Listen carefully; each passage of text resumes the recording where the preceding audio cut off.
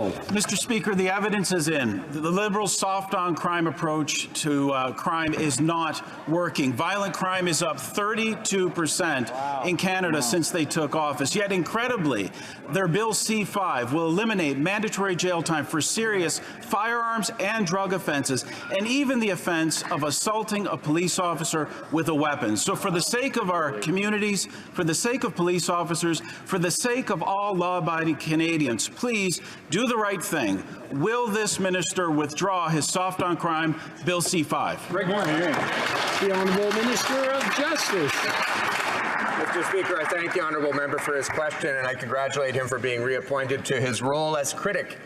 Mr. Speaker, unfortunately, I disagree with him on his view of C-5. C-5 is about serious crimes, getting serious consequences, and getting the attention and resources that they deserve.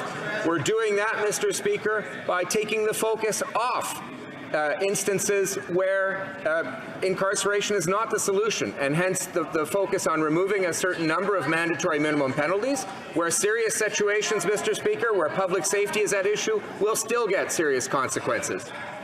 The Honourable Member for Kamloops, Thompson Caribou. Serious consequences like serving house arrest and playing video games for discharging a firearm illegally? That is not a serious consequence, Mr. Speaker. Mr. Speaker, the Minister of Justice has permitted a catch and release justice system. Businesses are closing down, and people in my riding of Kamloops, Thompson Caribou are afraid to walk downtown in certain pockets, even in the daytime. We even had a McDonald's closed down due to street crime. Bail has become the norm for repeat violent offenders. Will the government shut this revolving door? The Honourable Minister of Justice. Mr. Speaker, I thank the honourable member for his question and congratulate him for his recent appointment as the second critic in this file. Mr. Speaker, public safety is our priority, Mr. Speaker, and serious crimes will always carry with them serious consequences.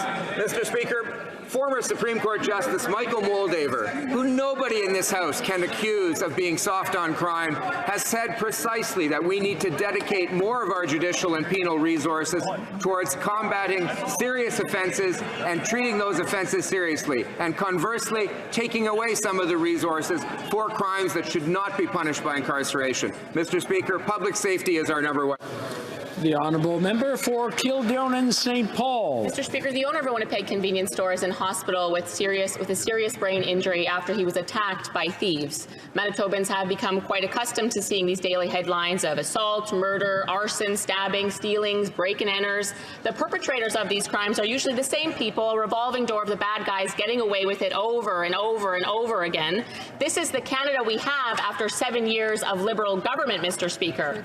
So what's it going to take for these Liberals to finally get serious and start protecting Canadian families from violent offenders? The Honourable Parliamentary Secretary. Thank you, Mr. Speaker, and we've been serious since we got elected about protecting Canadians. Our number one priority is to keep Canadians safe, and that's why we've introduced common sense firearms legislation like Bill C-71, like Bill C-21 that is at committee right now that will keep Canadians safe. It's measures that's supported by Canadians, and we hope that the honourable members across the way will support us in this legislation. The Honourable Member for Kildonan St. Paul. Mr. Speaker, the Liberals well know that gun violence is a result of criminals and gangs who smuggle guns across the American border, not licensed, trained, and vetted by police Canadian firearm owners, Mr. Speaker. At the same time, these Liberals are letting violent offenders off the hook. This year, a woman in Winnipeg was robbed at gunpoint while holding her infant child and had her car stolen.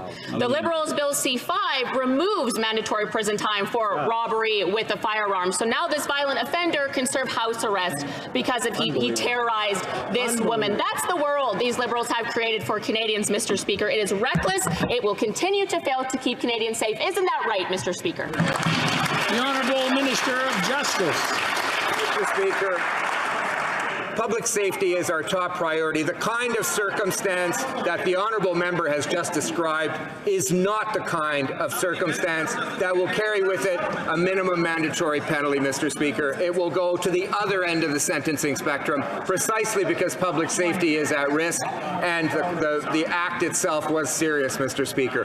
What we are doing what experts like former Supreme Court Justice Michael Moldaver are suggesting is that we concentrate our limited judicial resources in precisely those kinds of situations and by freeing up resources where public safety is not